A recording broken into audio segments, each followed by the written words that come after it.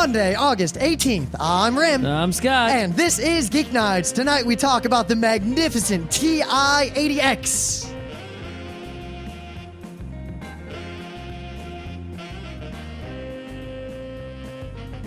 Let's do this.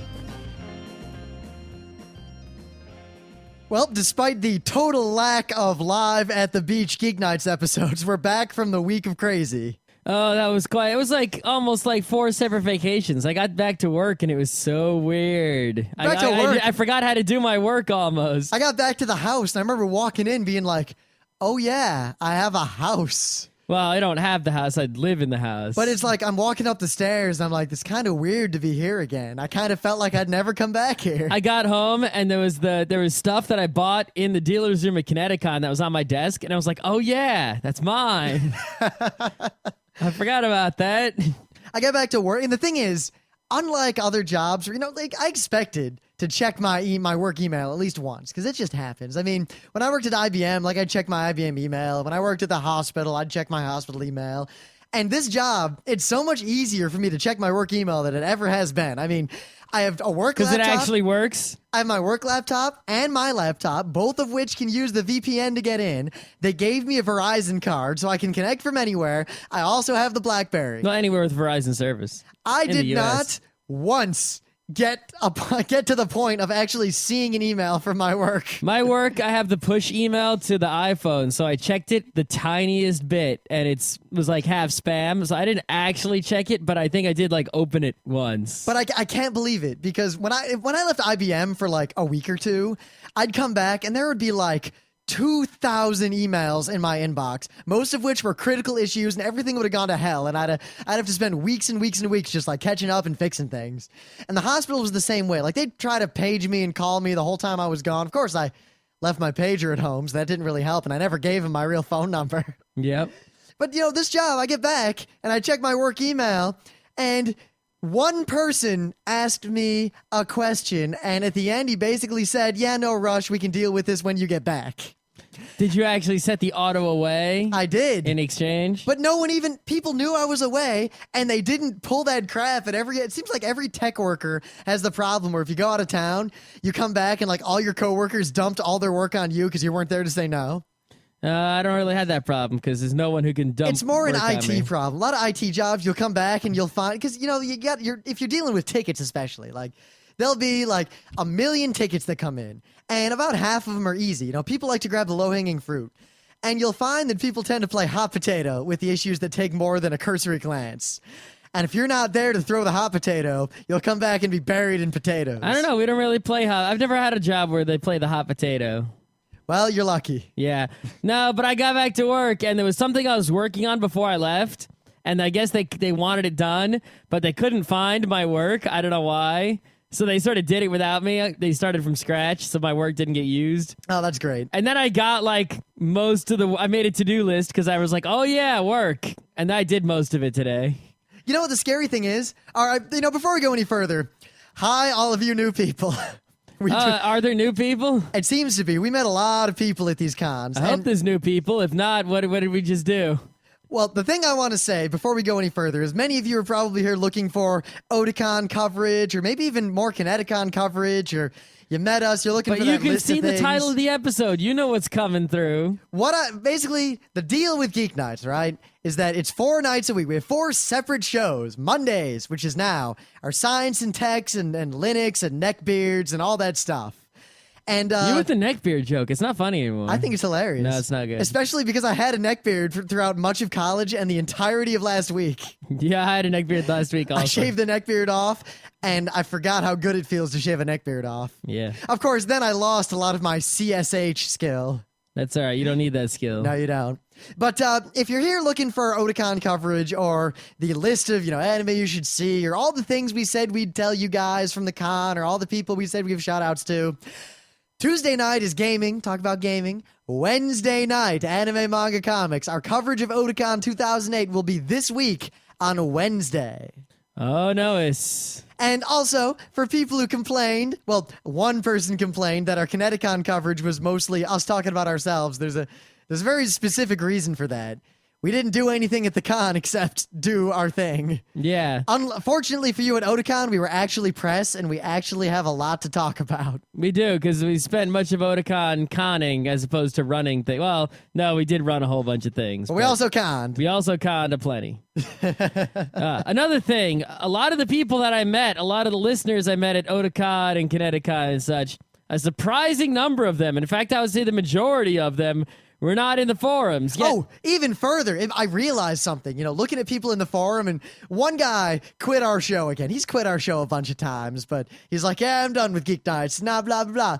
And I noticed that a lot of people, it seems like a lot of the people in our forum do not listen to Geeknights, but yet everyone we met outside, like we go to a con, we meet like 50 or so people who are all like, oh my God, I listen to Geeknights.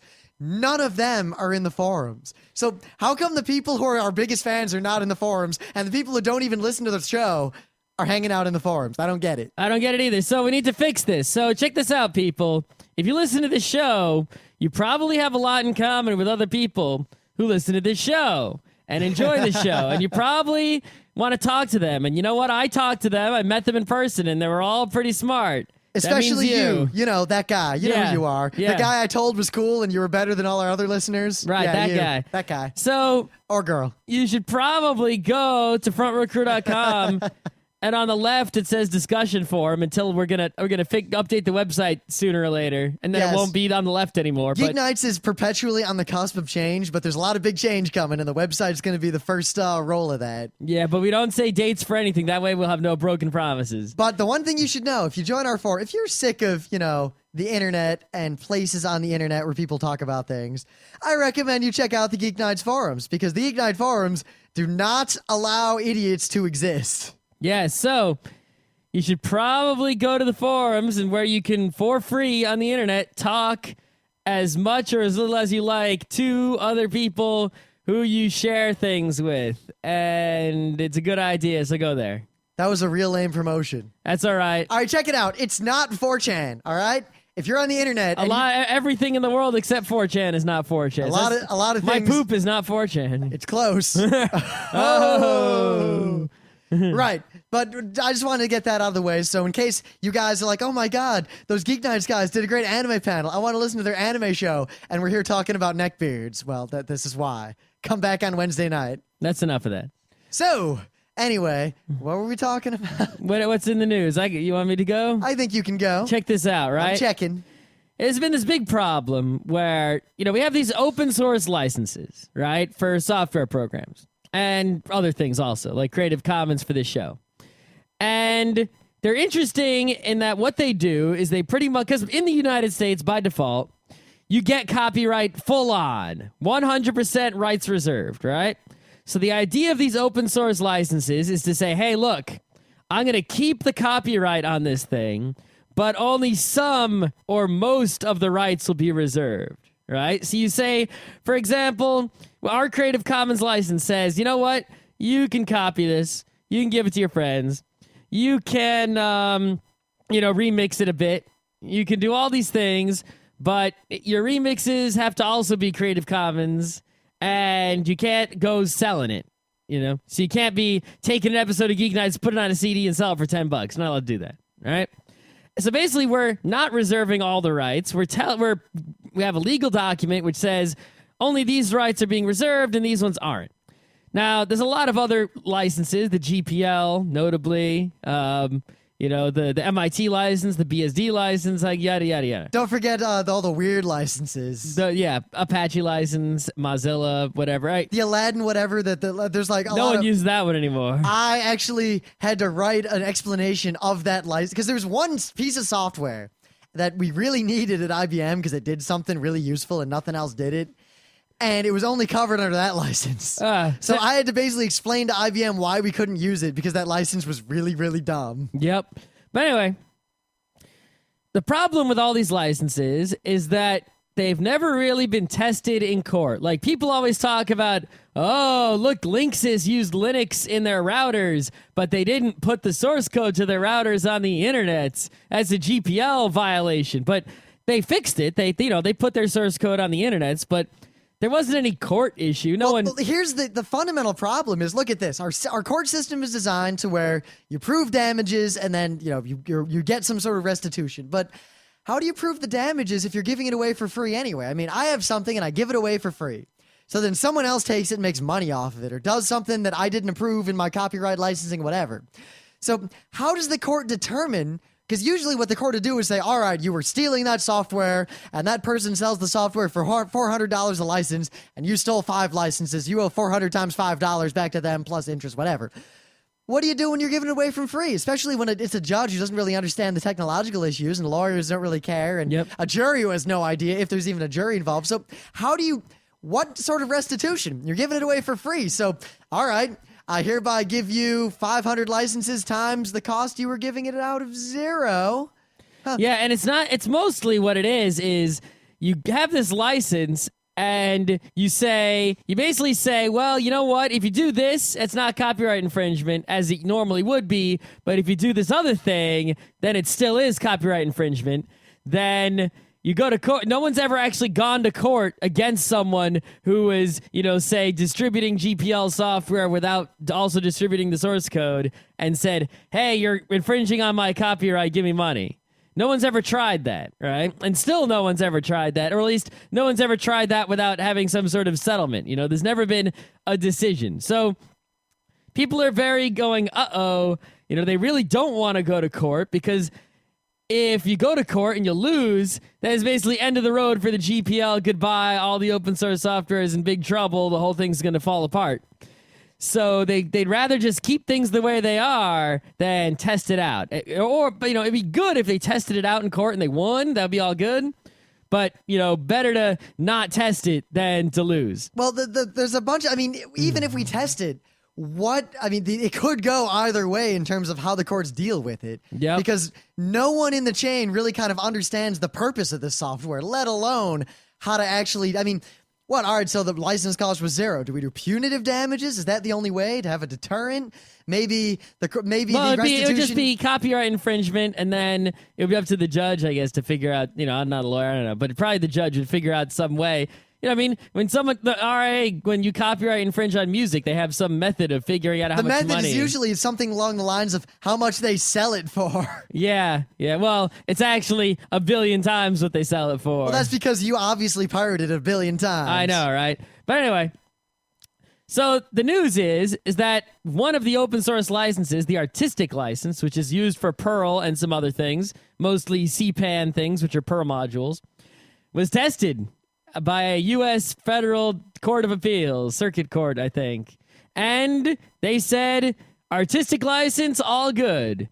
So this is like, oh man, is that, based on that ruling, barring, I guess, farther up courts, say the Supreme Court reversing it, which I don't think is too likely. This doesn't really seem like a Supreme Court issue.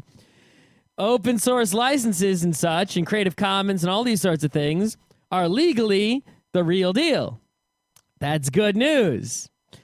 This is accompanied by bad news, which is not obvious to the average person. But the doll is evil. That's bad. But it comes with a free Frogurt. That's good. The Frogurt is also cursed. That's bad. All right. Here's the bad news.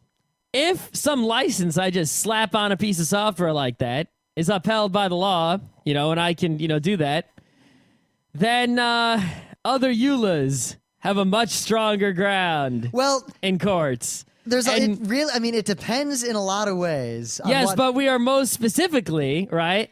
Look at those people, the SciStar company, where they're making Macs, basically. They make, normal PCs and they put OS X on them.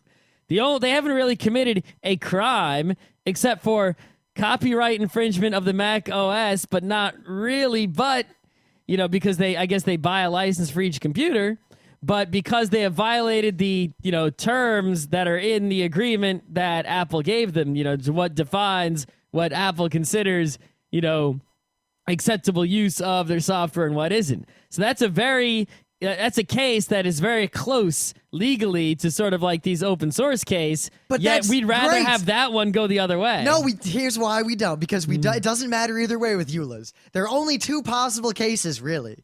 either EULAs are found to not really be enforceable, which means we as techies win 1,000 times over, or EULAs are found to be legally binding, there's no way around them, in which case, real quickly, there are going to be a lot of problems with people making software that has absolutely insane licenses attached to it. Like Apple OS X, which says you can only still install No, this. I'm imagining spyware that if you install it, you agree to never uninstall it.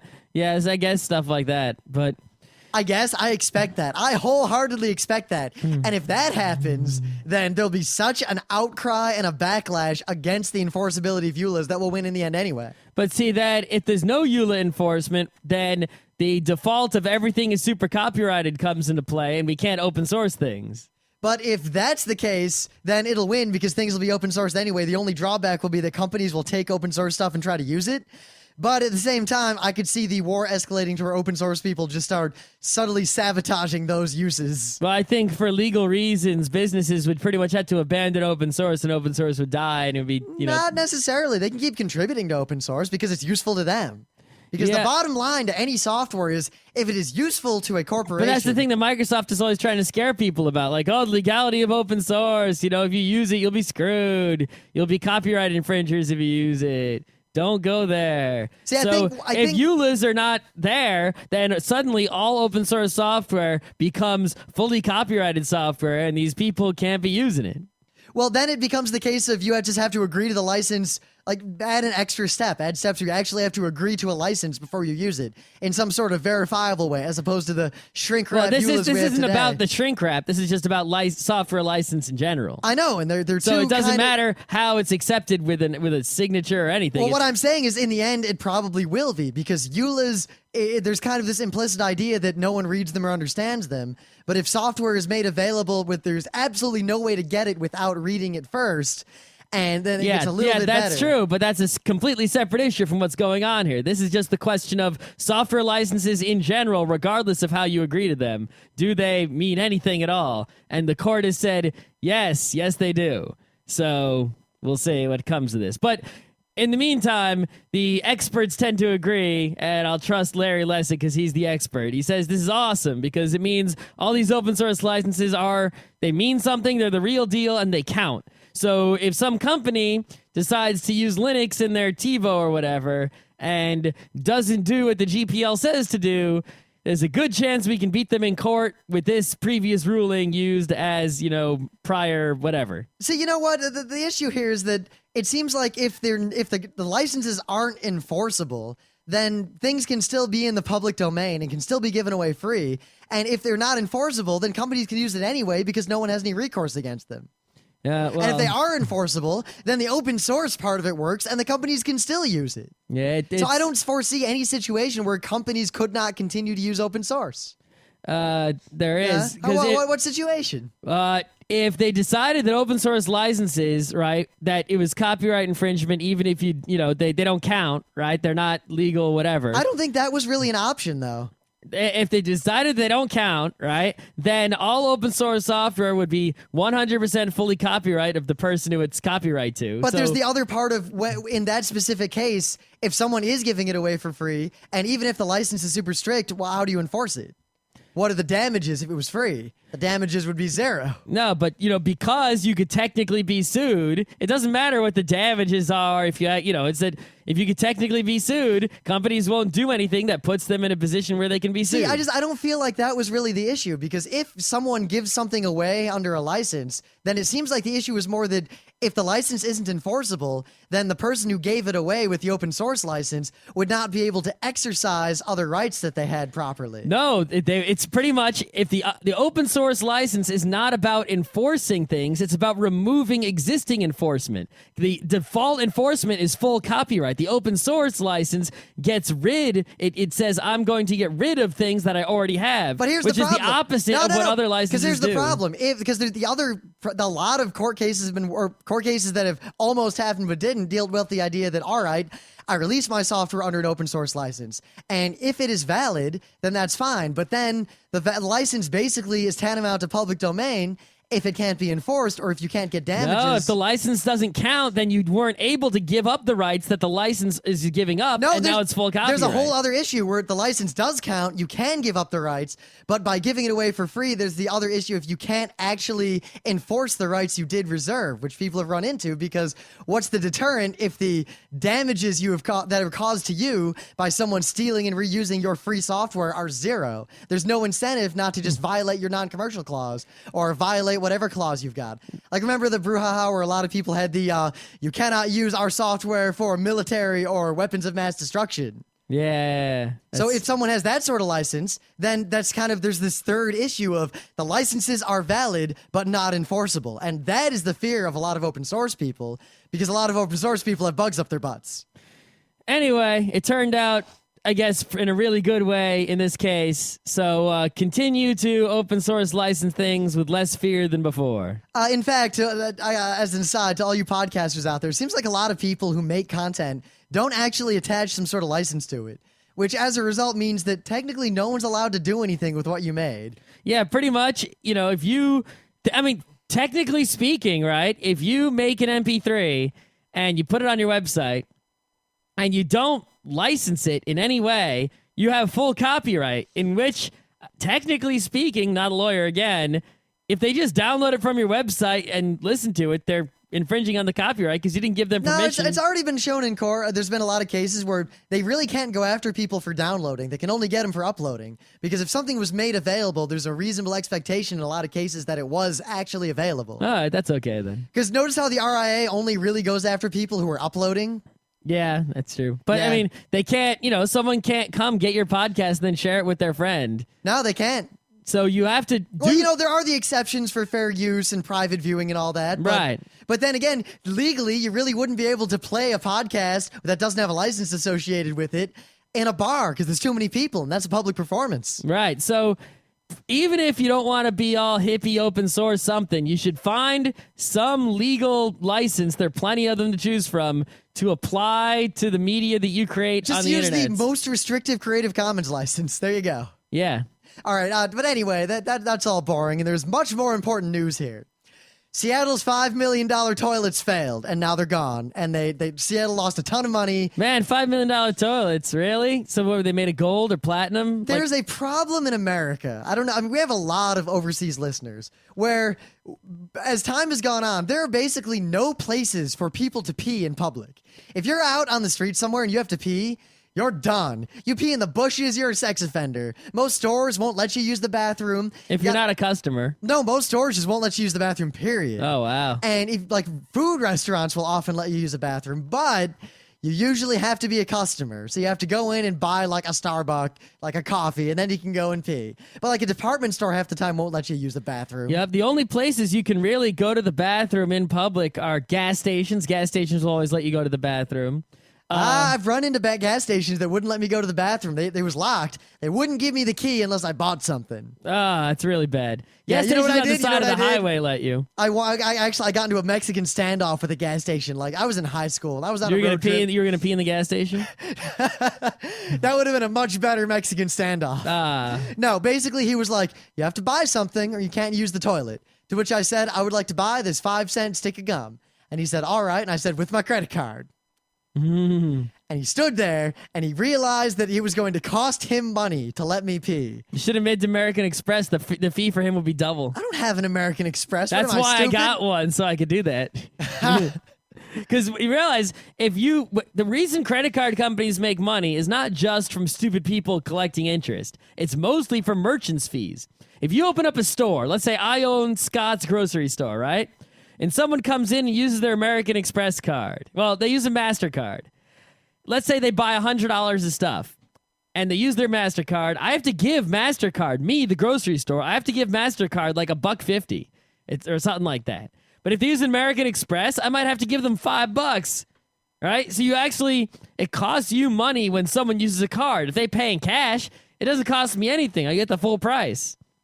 So stores hate it when you use a credit card. They really hate it when you use American Express. That's why a lot of people don't even accept American Express, because it just costs them so much to take it from you. Now, granted, larger retailers get better deals, and it's actually really complicated. We're not going to get into the exact prices. No. It's different But for everyone. this is why the guy didn't want Rim to buy a stick of gum with a credit card. And this is the secret, that if a store accepts credit cards, they have to let you purchase with the credit card any amount. If a store ever has a sign that says $10 minimum, $5 minimum, $20 minimum, basically they're not allowed to do that. Well, according to their merchant agreement with Visa or MasterCard or whoever they did it with. Exactly. If they do, then all you have to do is call the number on your credit card and tell them which store it was, and that they wouldn't let you buy something with a minimum, or they had a sign up saying there was a minimum.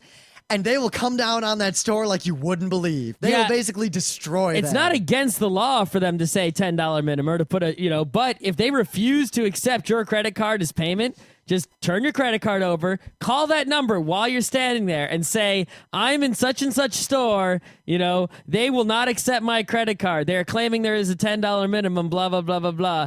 And either that store will get like huge fines, or they'll be taken to court, or they'll be forced to not, at the very least, they'll be severely reprimanded and forced to remove their minimum thing. Or if they don't cave in and, to what their agreement was, they won't be allowed to accept MasterCard, Visa, whatever anymore. Thus, tip number 485 for people who like to be jerks in public. Yes. But anyway, so I had the standoff, and he looks at me, and I could see he still didn't want to let me pee.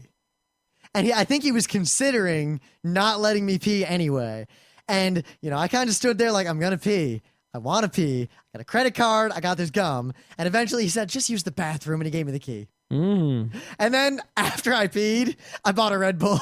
There was Red Bull in those days? Well, it was the Red Bull back then. It was that whoop ass. Jolt? Oh, whoop ass? In fact, it was that can of whoop ass. Was it? I thought you bought the can of whoop ass at like a con. No, I bought the can of whoop ass halfway to Saginaw. Uh-huh.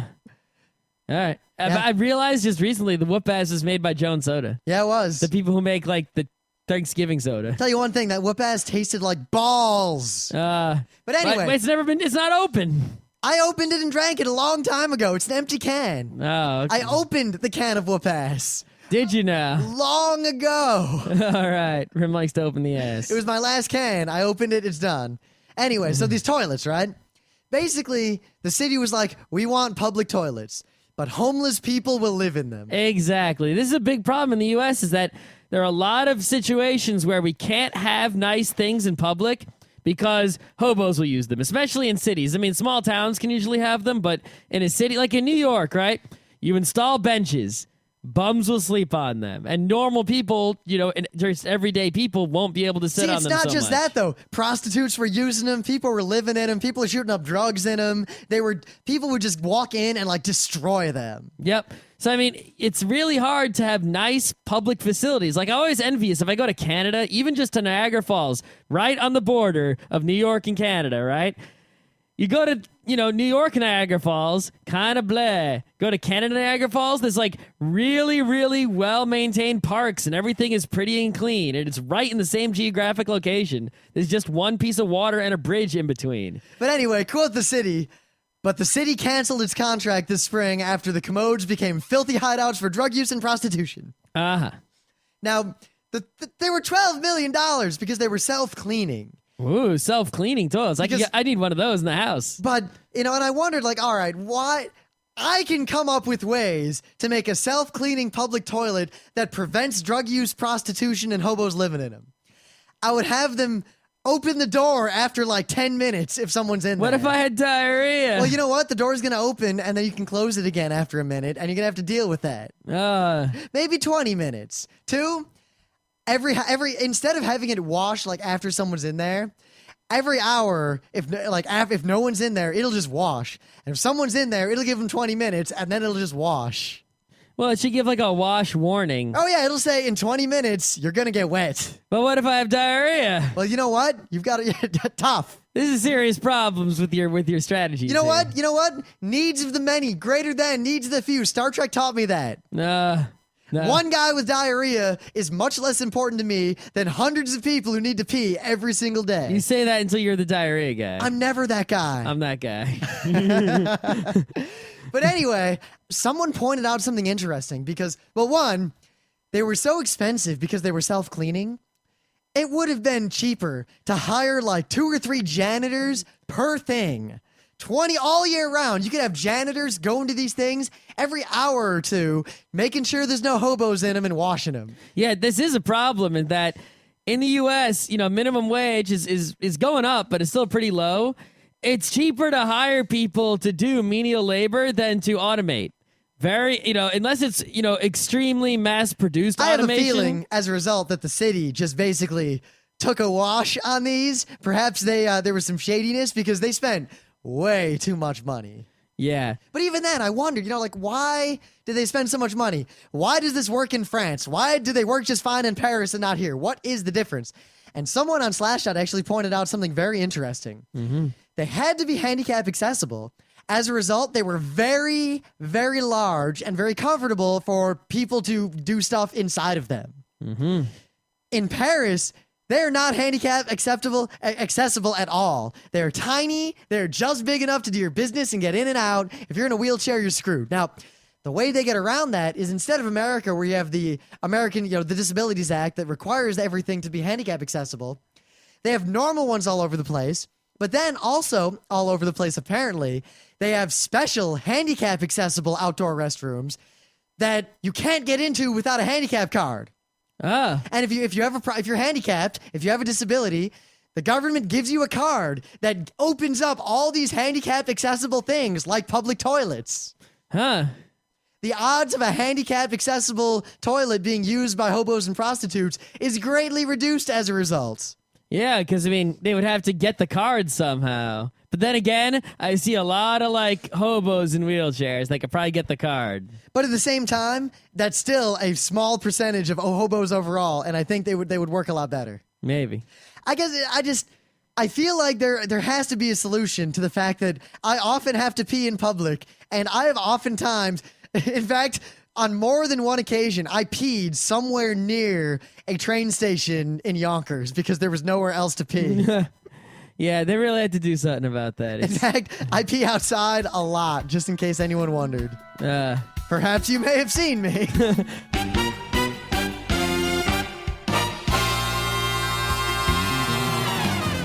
Anyway, let's get right into things of the day. Now, you might have seen what we're talking about. I'm sad we went so long on the non-main bits because I'm real excited about this. This is something that I've spent a lot of time on, but me too. my thing of the day is directly related to this, and it is a nostalgia video of a ton of games from a ton of different TI calculators over the years. And it shows games on the TI-82 to the TI-92 Plus, the 83 Plus, the 89, all these different games. Mario 1 on the TI whatever, Alien Strike, Aspirin, remember that Drug Wars game? Oh, I love Drug Wars. It was quite a nostalgia trip. All right, so check this out. I was complaining a little while ago, right, that if you want ringtones for your iPhone or whatever, you got to pay money, like $1 and you got to buy a song on iTunes, then you got to pay $1 to turn it into a ringtone. But if you have the new version of GarageBand, not the version we have, that we can't upgrade without paying money, but the new version that comes with Leopard, you can turn pretty much any MP3 or any audio you can make into an iPhone ringtone with GarageBand for free. But if you use Windows, what the fuck are you supposed to do? Well, someone made a program called iRinger. It converts songs into iPhone ringtones. It just works. Hooray! Thing of the day. All right, so for the main bit. Back in the day, when I was in high school, right? When Rim was also in high school, because he's the same age as me. I'm a little older. Not much. We didn't have iPods. They didn't really exist so much. And we didn't have cell phones because they were, Well, I had one, but it's not like the cell phones you use today. It's not like now. It was basically a non-functional brick. And we had Game Boys. But they, maybe even GBAs getting, later on. But no, I didn't have a GBA. Well, Game Boy Color I had, but I didn't. I had a Game Boy and a Game Gear. And you know what? It didn't matter because you realize back then, you kids, I don't know, some high schools are probably still like this. If I brought my Game Boy to school, Taken away. They would take that shit away so They fast. wouldn't let you have that shit. And they took away my Walkman, my cassette Walkman. Wow, okay. We had Discman, actually, and they didn't take them away. I had a But, cassette Walkman. When I was, I think, a junior, I bought a disc Walkman. yeah, they never took any of my music players away. But even so, Discmen were pretty rough. And really, portable, laptops, give me a break. I remember there was one kid. He had like a 486 laptop. It was gigantic. And he brought it to school The battery every day. lasted for 30 minutes. I remember he'd bring it on the bus and he'd like play games on it for like 10 minutes and then the battery would die. Yeah. So there wasn't so much portable computing going on. It was pretty much get home, use your desktop, go to the computer lab, use the machines there. Right? There's no wireless internets. It was all wired internet. So not too much options for computing. The only computing device that you had was a calculator. And in high school, when you started learning better maths, like stuff beyond geometry, like say trigonometries or calculuses, they required graphing calculators. I'm sure, we have a lot of high school listeners. I'm sure you all own whatever the current TI calculator is. Yeah. It's that thing you're going to spend your parents are going to spend a lot of money on in high school. You're going to use It's it really once. not that much money. Like $100. Yeah. You're going to use it once or twice in college, and then you're going to lose it. I never used mine. I guess I did use someone's 89 in college a couple times. I used it in college because I was forced to take a stupid math class that I didn't want to take in my senior year because they said, yeah, you need a math credit because we decided suddenly that we're not going to give you full credit for your Calculus C test. Yeah, whatever. So everyone was sort of forced to buy these things as a class requirement. And I don't know if you want to go over the history of the TI calculators. No, we're not getting into that. Because But I sort of know it. see, the real important thing I'll is, just to sum it up, TI made some fancy calculators, and then they actually listened to what teachers had to say, and they designed the calculators such to match what teachers taught, and then they backed it up by providing teaching materials on top of that, and then teaching tools on top of that. And they basically created this huge educational platform on top of their calculators. They had overhead displays that work with the calculators. They had sensor thingies for science class and physics and chemistry that work with the calculators. those things didn't work for shit, though. Those things work pretty great. Ours work great. Nah, we It actually even worked with the graphing programs on Ours the computer. didn't work at all. Of course, ours we- worked awesomely. we didn't really. We didn't use them. They didn't work. So we actually had real equipment that we used. Like we just used big oscilloscopes to do everything. And So we actually had, the sensors we had actually worked. We mostly used them like the temperature sensor and that sort of stuff. we just had thermometers. Yeah. We actually used, it was cool because you'd plug it in and then a graph would show up on your calculator, and then you'd plug the calculator to the computer and it would transfer the graph to the computer, and then you'd print it out and put it on your report, and then you get an A. Anyway, so they built this huge platform on top of these calculators. And in my school, the calculator they told everyone to buy was the TI-8X. Ah, you're the suck. Our school required an 85 or you couldn't do anything. Our school told everyone to buy the 83. Well, no, actually, no. They told if you were on the track of not going to college or if you were on the track of not making it to calculus in high school, then they told you to buy the 83. And basically you had to buy the 83 in middle school. But if you were in the high school and you were on any sort of other track, like the calc track, you're going to take any of the real classes, you had to buy an 85, or when the 86 was out, you could buy an 86 because it was similarly functional. It's basically the same thing. They didn't, we didn't have, our school wasn't like that. They basically told everyone to buy the 83. Now, the 83 was a calculator that TI actually made after the 85. And what it was weaker, though. It wasn't as good. Yes, it was weaker. The idea was the teachers looked at the 85 and they said, that has a lot of stuff we're not going to use, and a lot of the stuff we will use isn't polished enough. So it's sort of like, it was like the Apple, in where they reduced functionality and reduced other features, but streamlined what they did keep. Yeah, see, and it was basically algebra teachers loved the 83, thus that's what they told everyone to get. Yeah, see, the thing is, algebra, most people took algebra in 8th grade in our school, so get to high school, you need the real calculator. Well, there was algebra 2 and geometry and trigonometry, and for all those things, the 83 was still the business. Nah, but the thing is, the 83 couldn't do anything geometry-wise that the 85 couldn't do better. Right. So I was a smart kid, and I went and I looked at these calculators and said, you know what? Why should I get that 83 that everyone else is getting? I'm a nerdy kid. I know better. I'm going to get the 86, which has 3 or 4 times more memory than any of these other calculators. Well, the 86 and the 85 are basically the same. The 86 had an updated OS, and it had more memory, but that was somewhat misleading because it had more really shit slow memory. It actually wasn't slower memory. It was the same kind of memory, but it actually had two different memory banks. It had a fast memory and kind of a slower storage memory, and it would swap them. well, it wasn't the problem of swapping. It was the problem it couldn't address the same number of memories, so it had to flip. The TI-85 also had these secondary memories, but the TI-85 could access its memory on average a lot faster, and they both had the same speed processor. yep. No, most of these calculators all had the same Z80 processors, which are actually part of the reason that there are so much awesome things you can do with these calculators. Because Z80 processors, if you want to learn some assemblies, Z80 is the business. It's real simple and pretty much run of the mill, and you can program all sorts of shit for it. And once you learn that, you're ready for some jobs in the world of assembly programming on many chips. I remember when I actually bought my 85, the 86 was not out yet. Oh. And no one had an 86. An 86 came out, and then everyone got them.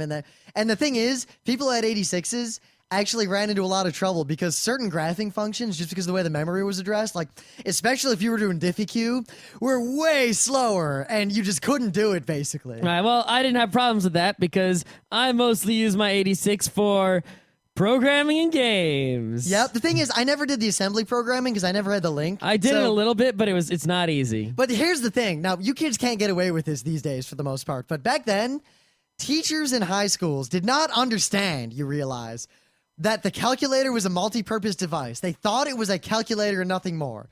So a lot of times, kids would, like in French class, just whip out their calculator and just start poking at it during a test.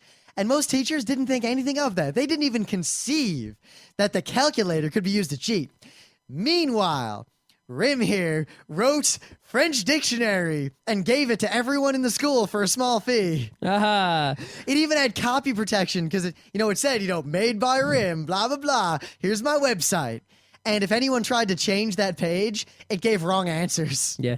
Well, here's the thing, because in my school, right, we bought the GraphLink, which is basically a serial parallel cable, went from the computer to the calculator, and we were loading up the programs big time. And see, the way our school worked is we actually had cross calculator links, so one guy would get all the stuff from the internet and then transfer it to other people. That was how we did it. But remember, the only way to get the assembly things on if you didn't have the computer link, you basically had to get someone else to load up all the stuff, like the OS and the menu.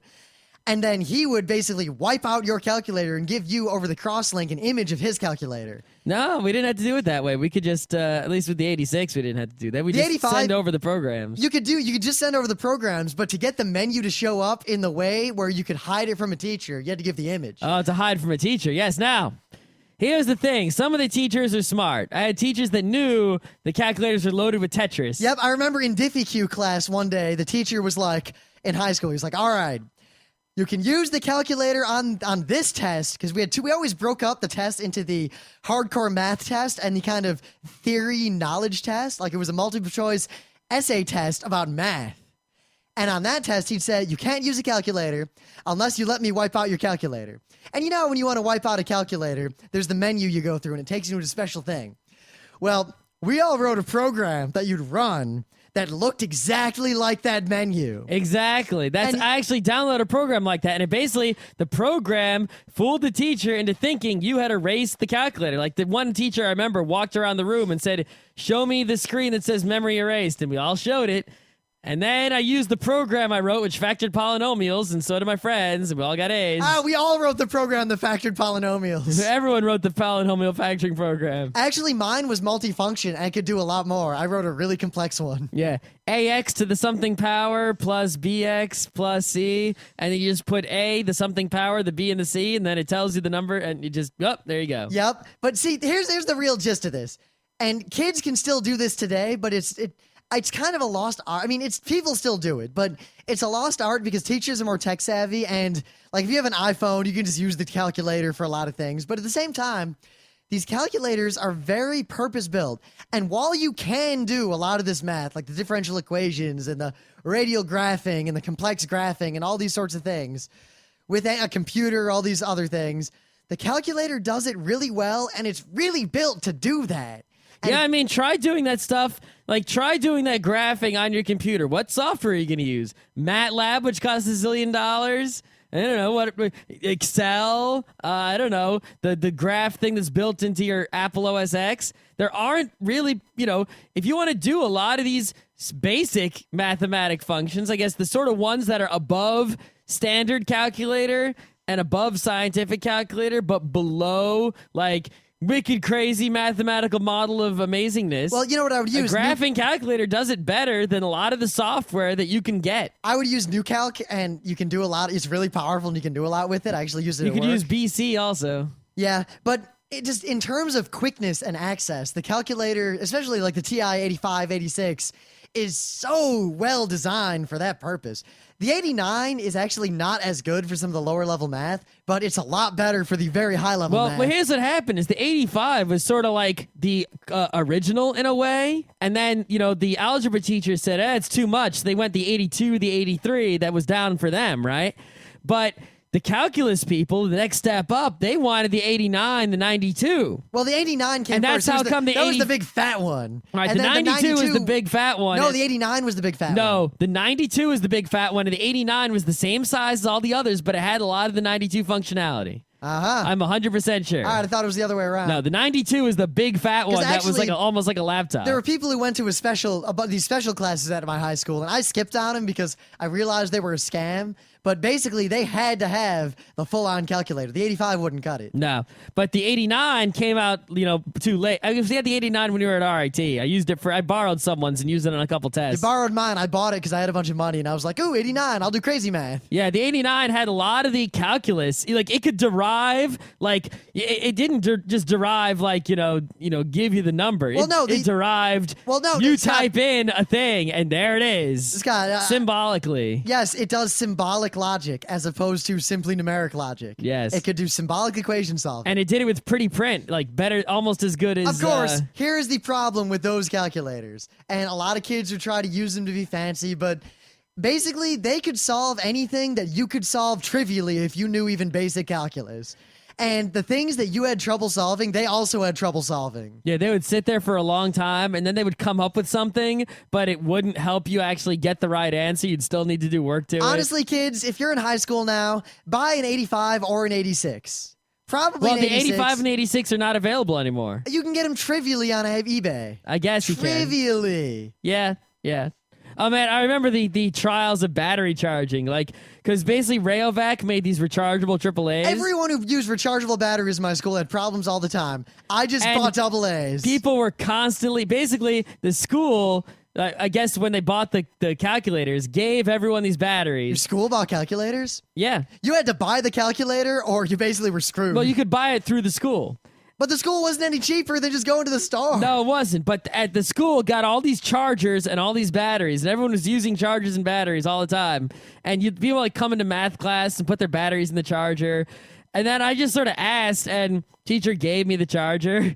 So I had like 3 sets of batteries in the charger without paying for it. Those rechargeable batteries sucked. I would put AA's in there. They'd last for like 8 charge cycles. Basically, the batteries didn't last for crap at all. That's why people were recharging them constantly. And they'd have like power strips in all the math classes and everything. And wow. It was a mess. Actually, my high school was kind of funny. The policy was, if your calculator ran out of batteries during a test, you're done. Just deal with it. That's rough. Of course, I was actually really infamous in my high school because I wrote all these crazy programs. Like, I wrote this thing that was this crazy menu program that had every physics equation ever.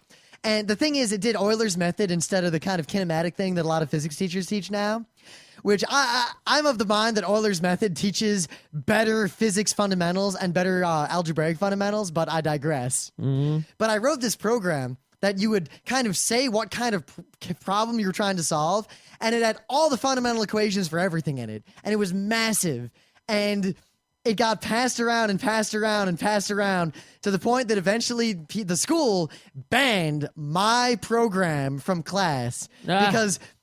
like the math, the physics classes they had theory tests and they had doing tests. And in the theory tests, they wanted people to use calculators. They didn't want them to have the equations available. Mm-hmm.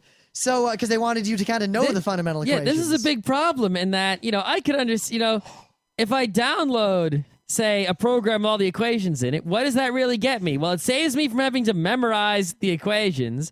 and it saves me from doing the busy work. But if I don't understand what's going on, it's still not going to help me. Yeah, it kind of will. I mean, here's the thing. And if I wrote the program, then that proves I understand it. So what's the point of making me do the work by hand? Because everyone else just got the program from me and didn't make the program. Yeah, it seemed like even though I wrote the polynomial factoring program, they still didn't like it. And I just really never understood that. It's the big one. It's look, I wrote this. You just give me an A and not make me stay in the stupid class. Yep. But the thing was, the theory tests were designed such that you could figure them out trivially if you were smart. You just had to sit there. If you knew the theory, you could derive the equations from thin air.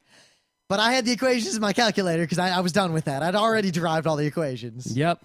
Of course, then I wrote the masking program that hit it. But then I told the physics teacher how to detect my masking program in return for him letting me use my own program. Oh. That was one of the best days in my life because I remember there was this huge test. It was like this midterm, and it accounted for like 30% of our grade. It was a curve, and everyone came into class, and he goes around, and he does the check in everyone's calculator, and he goes to mine. He goes and goes. And when he hit the first person who was using my masking program, he hit the escape key and he says, "Well, insert name here. I see you have Rim's program." And the look of horror on his face. "Were you trying to hide this from me?" No, I don't know how it got there." "Well, I see that you're running Rim Mask." "Where'd you get this?" And then he looks around the room and he could tell because half the class is sitting there going, "What?" He. And half the class is going, "Oh shit, oh shit, oh shit, type. Almost everyone in the class failed that test. It was one of my triumphs. Yeah.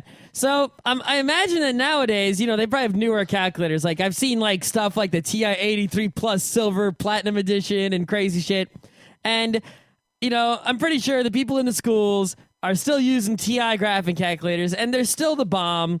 But you probably don't care about running games on them anymore because they have DSs and iPhones and iPods and I don't think you whatnot. understand how important those games were to us back then. Yeah. Because again, it's the golden ticket. No one knew what your calculator was doing. Except for smart people. Yes. So in math class, the teacher looks around and he thinks, "Oh wow, everyone's really trying hard on their homework." No, I was totally playing Pong with the link cable with the guy behind me every day. Yep. So you people have the calculators and aren't having enough fun with them. You should go to TICalc.org. That is pretty much the site. And the site, I just went to it for the first time in a long time.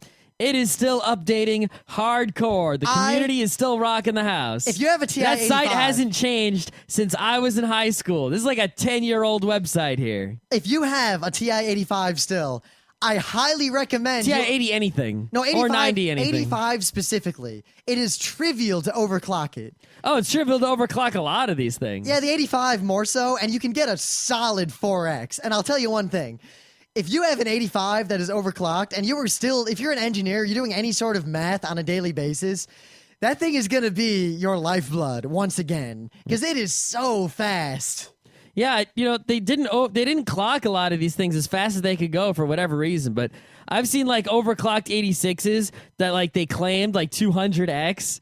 And they're pretty fast. I don't know if it's 200x. Well, no, those people had some cooling that was unjustifiable. Yeah, but basically it's like, hey, take out this resistor and suddenly everything's fast. The key is make sure you do the mod that has the switch so you can unoverclock it because... All the how-tos are on TICalc.org. Yeah, but some of those programs, especially some of the older games, will not work with an overclocked 85. Well, they will. They'll just be stupidly fast. And thus broken. Yeah. The thing is, it started out like a lot of these programs just be like Tetris.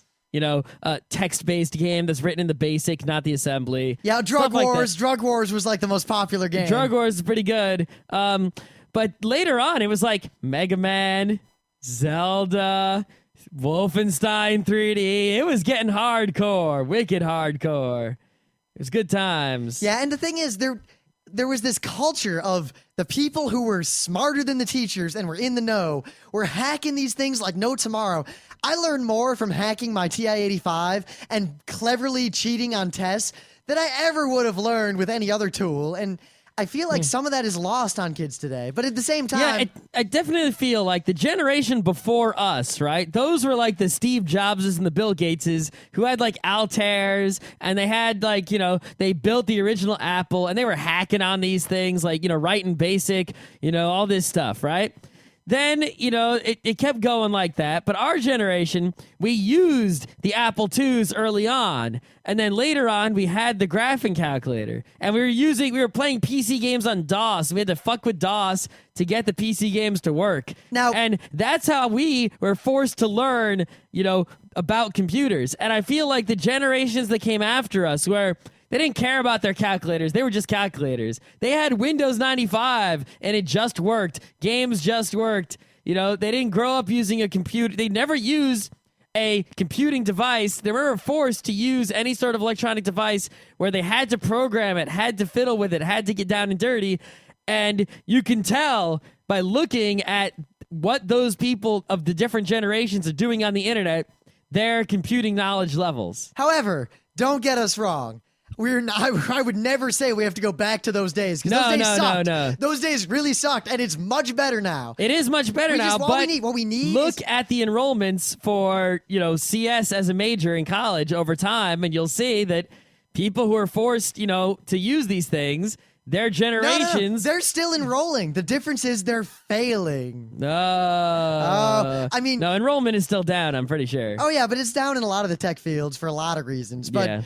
Except for IT, but even then it's going to go down. I don't know. But I don't know. I feel like we need to foster a culture of hacking and messing with technology, which is, because actually I see where this is coming back.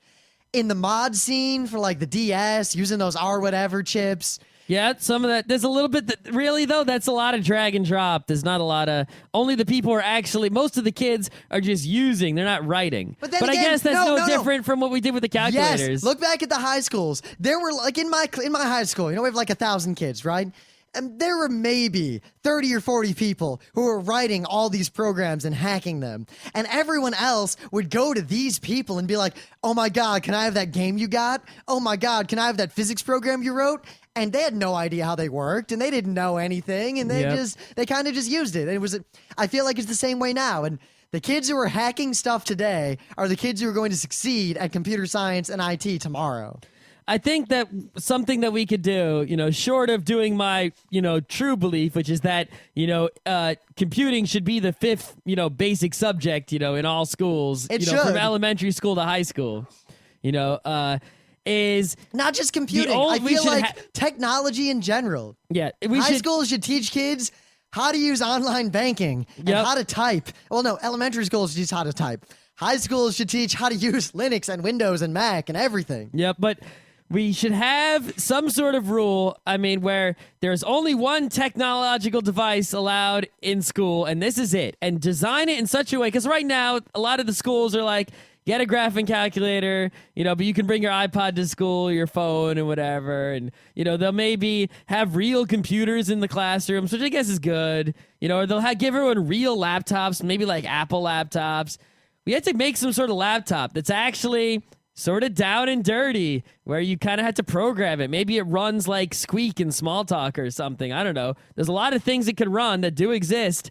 And, instead of kids playing with like stupid educational program in kindergarten, give them Logo like we had, where you're forced to sort of program something a little bit. Yeah, the leisure time when my first computer classes, when they'd say like, today's a free day, the only thing you could play with was Logo, and you would have to be clever if you wanted to have fun. Yep. In fact, what it seems like in general, that's the idea, is instead of lockdown, zero tolerance, because if I pulled even half the shit today in high school that I pulled when I was in high school, I would have been expelled. Easily. I broke into the computers and futzed with things. I looked at my grades. I showed my teacher how I could have changed my grades, but I didn't. I wrote programs that would like shut down all the computers during class, and we'd laugh about it. Nowadays, done, jail. Things have changed. I feel like you need to lock down to the point that kids who are clever will get around the lockdown, and instead of being malicious, they'll be creative and funny. Especially if you give them their own devices. Like, you give everyone some sort of like a cross between a laptop and a TI-85. Some sort of, it's locked down just because it's complicated, but yet it's still usable. And if its kid pays attention in class, they'll be able to do all their lessons and they'll learn. But the kid who already learned the lesson and is bored will start futzing with it because there's nothing else to futz with, and he's bored. And by fostering this climate of The 10% of kids who are bored and clever will be so bored that they'll futz with it and they'll learn more as a result is probably the best way to get an education to people who are smarter than their school. Yeah. And this is actually a major problem when you look at a lot of the technology we have today. People are like, oh, they're like, oh, we don't need open source. I'm happy with my non-open iPhone, and well, the iPhone, not only is the iPhone locked down to where you can't do anything that you can't program for it without a kit and money and all that jazz, but it can't program for itself. Something very important about computing is devices that have the ability to program themselves. You can't write an iPhone program on the iPhone.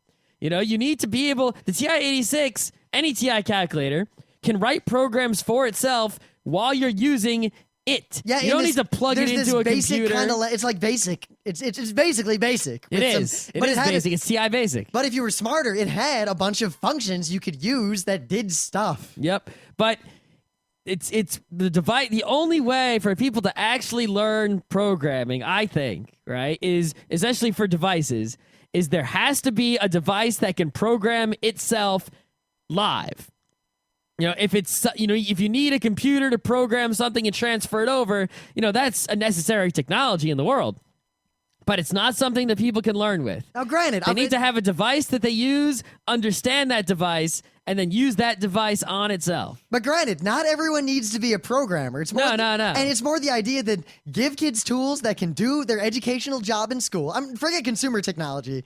Because at the same time, I want my consumer technology to just fucking work. Oh my God. Yeah. But when it comes to educational stuff, school, it should be usable for the things that are being taught, but extensible for the clever kids. And you can apply this to non-technology. Look at in English class, right? You have the default assignment, read Hamlet, and we'll do Hamlet. But for the kids who are bored, set it up to where if they want, they can choose to read something different and only offer this to the kids who kind of show promise, or the kids who are obviously bored, or only give kids the choice. Like, you finish your homework in class, let's say. If there's time left over, you can't bring your calculator into class. You can't bring your phone. You can't bring other classes' homework or anything. But there's a whole bunch of Greek literature in the back of the room. And if you're bored, go on back there. And if you read something and write a paper on it, extra credit. Because that's the sort of thing that, parochial school was terrible in a lot of ways, but that was how it was set up when I was a kid. If you finished your assignment in class, all the extra free time, the only thing you could do was either twiddle your thumbs like a moron or go to the back of the room and there would be classics to read and stuff to do. And if you were bored enough and smart enough and clever enough and you went back there and did these things, you learned a hell of a lot more than that teacher was ever going to present to you. Yeah. And you need to offer these opportunities to kids who are bored without holding kids who aren't that clever or who aren't interested in that subject, without holding them to this high unattainable standard. I mean, a kid who is good, they're a writer and they're creative and they want to draw and read and write, but they're never going to be a programmer. You don't force them to be a programmer. You don't force them to learn TI Basic in order to pass Algebra 1. You give them the device, and then you kind of offer this room for expansion for kids who care in that field. Yeah, do the same thing in every field. This is why the TI calculator is such a beautiful educational device, in that primarily it is used for teaching the maths, and it does teach the maths. And if you are not clever, it cannot be used for things other than math. Right, but it has these other things it can do. It can do a lot of things, and teachers never teach you about those things. They never tell you about those things. But kids who are bored and sit there and poke at their calculators because there's nothing else, to keep their attention, will learn things on their own just playing with it. The device teaches itself. It is because it's so well designed. And that is how technology helps in the classroom. Not having video screens instead of, chalkboards. That doesn't really do that much. Giving every kid a laptop doesn't help. That doesn't help that much either. It's all about having devices that are designed in this clever, awesome way. And if I have kids, I'm probably going to give them the TI calculators well before high school when they're told to get them. Yep. Like, here's one example. Or real quick, look at the laptop, typing. Like, nowadays you type things. I actually have trouble writing anything long, but the way I learned how to write very well was that in high school, we were forced to write essays extemporaneously in class with a pen. They wouldn't even let us use a pencil. You had to write it with a pen. And then the next day they'd give it back to you and with corrections, and you would have to rewrite it and write a better essay again in pen. And we'd have these assignments where for a whole week you'd write one essay. Every day you'd rewrite it better. Now, It sucked. no, that was an archaic, horrible way to do things, but it worked back then. I think like one way you could apply the principle to the future would be to have kids write essays, but in a word processor that has change tracking enabled and not able to be turned off. Mm-hmm. The idea that someone just writes the way they do normally, type, erase, type, but it keeps this kind of record of the changes you have made and then force people to go through the changes they made and consider why they changed and what they changed. And, you got to be creative with using technology, and then kids will learn a lot more. Yep. But yeah, it's cool how the device teaches itself. Yes. I mean, look, the big deal with Bill Gates that he did at a pretty young age is he wrote a BASIC compiler in BASIC. Yep. And that might sound dumb, but that's kind of one of the tests of, are you a good programmer? Write a compiler in the language to compile itself. Yes. And if you can do that, you've proven that you'll learn a lot along the way if you've never done something like that before. Well, by the time you've done that, you've already learned most of what you need. Yes. Yeah, TI calculators are the awesome. You should, if you've ever been to high school, you probably you're either in high school and using it right now, or you're out of high school and you have it in a bucket somewhere that you haven't used it in a long time, like me. Pull it out. Go get yourself a USB to TI cable. Go to TICalc.org. Have yourself some fun, because there's been a lot of developments since you've last checked. And if you're in high school, hack that thing. Hack it to all hell. See what you can do with it. Try to get away with cheating in every class you can. Yeah, put away your iPods and your cell phones. The TI is where your attention should be.